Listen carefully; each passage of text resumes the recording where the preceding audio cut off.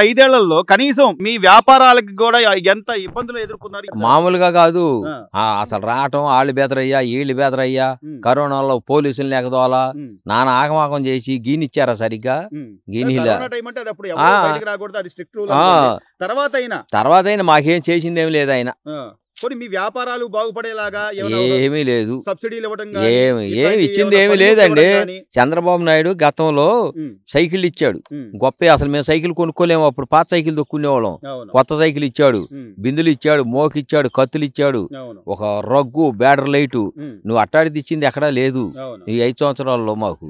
అదేమంటే నేను వాళ్ళకి ఇది ఇచ్చా. మీరు చూడండి, పెన్షన్ అనేది చంద్రబాబు నాయుడు ఇచ్చాడో గీత కార్మికులకు ఈయన ఇచ్చాడో చూడండి లిస్టు తిరగైతే తెలుస్తుంది.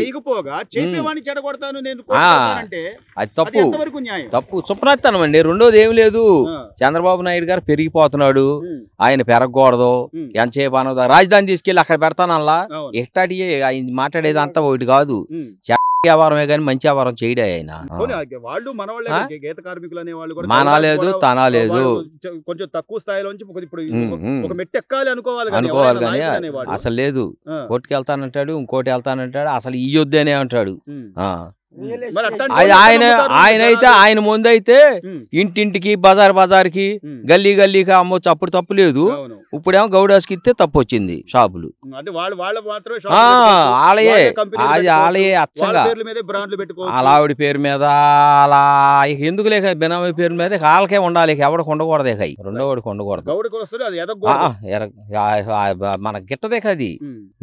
ఈ రోజున గౌడ కులస్తులుగా అంటే చంద్రబాబు నాయుడు గారు ఆ రోజున ఏదైతే చెప్పాడో గౌడ కులస్తులందరినీ కూడా ఆర్థికంగా నిలదొక్కునేలాగా ఎన్నో మేము తీసుకొస్తాం, కొత్త కొత్త విధానాలు తీసుకొస్తామని చెప్పి ఆ రోజు మాట ఇచ్చిన దాని ప్రకారం ఈ రోజు అధికారంలోకి వచ్చిన తర్వాత ప్రతి గౌడ కులస్తులకి రాష్ట్ర వ్యాప్తంగా ఉన్నటువంటి వాళ్ళకి 10% ఈ మద్యం షాపులు ఏదైతే ఉన్నాయో వైన్ షాపుల్లో 10% వాళ్ళకి ఇది ఇవ్వడం కానివ్వండి, తర్వాత కట్టేటువంటి దానిలో సబ్సిడీ 50% సబ్సిడీ ఇవ్వడం కానివ్వండి, ఇలా ఒక జీవో 13ని తీసుకొచ్చి మీ అభ్యున్నతి కోసం ఆయన పోరాడుతుంటే ఈ రోజు అసలు జీవో 13 రద్దు చేయాలని చెప్పి జగన్మోహన్ రెడ్డి గారు కోర్టుకు వెళ్తున్న సందర్భం ఎలా చూడాలి సార్? ఇది ఎంతవరకు న్యాయం అంటారు? అవునండి, న్యాయం అంటే ఆయన చేసేది న్యాయం అయితే, ఏదైనా జగన్మోహన్ రెడ్డి చేసేది న్యాయం అయితేనో చెప్పిన న్యాయం అయితేనో అతనుకున్న న్యాయం అనేది తెలిస్తేనో ఏదైనా అనుకోవచ్చు. అతనికి ఏమీ తెలియదు కాబట్టి ఏదైనా అంటాడు, ఏదైనా చేస్తాడు. కరెక్ట్గా చివరికి వచ్చేపాటికి ఫైనల్ గా అతను ఏమి చేసేది ఏమి ఉండదు. ఒక ఇది చేయడం తప్ప జనాలను ఏదో ఇది చేసి పిచ్చోళ్ళని చేసి నేను అది చేస్తాను ఇది చేస్తా చూపించడం తప్ప ఏమీ లేదు. ఇప్పుడు కోట ప్రభుత్వం వచ్చిందండి, 10% రిజర్వేషన్ ఉంది, 340 షాపులు ఇస్తున్నారు. దానికి ఇప్పుడు బ్రీడింగ్ వేసుకోమంటున్నారు, వాళ్ళు చేసుకోమంటున్నారు, రేపు 7వ తారీఖు లాటరీ అంటున్నారు, ఇస్తామంటున్నారు. దానిలో ఇబ్బంది ఏముంది?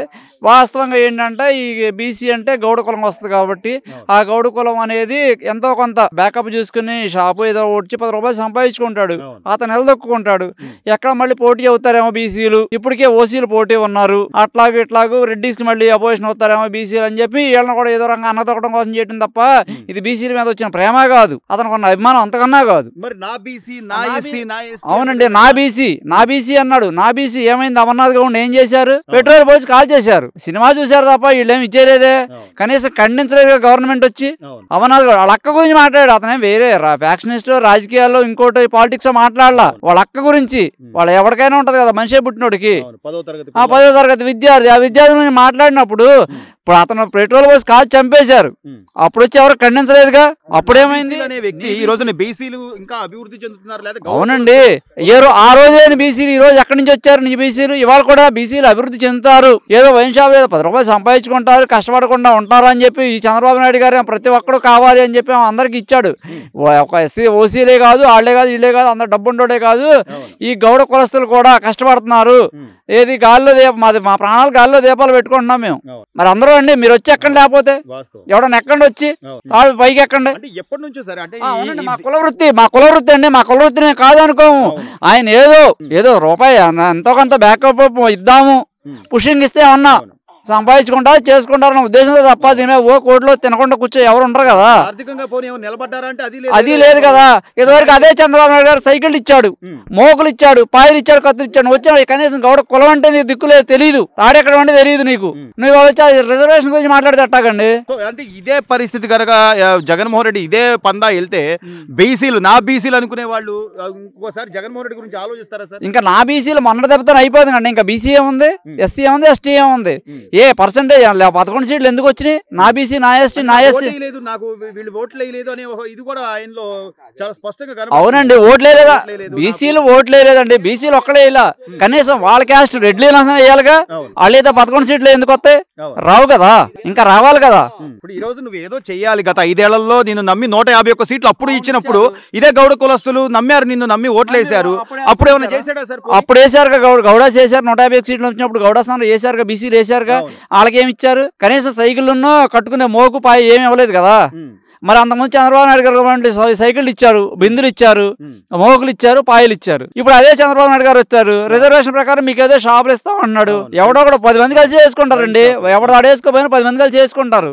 ఏమో దీనిలో వచ్చిన లాస్ ఏముంది? కోర్టుకి వెళ్ళాల్సిన అవసరం ఏముంది?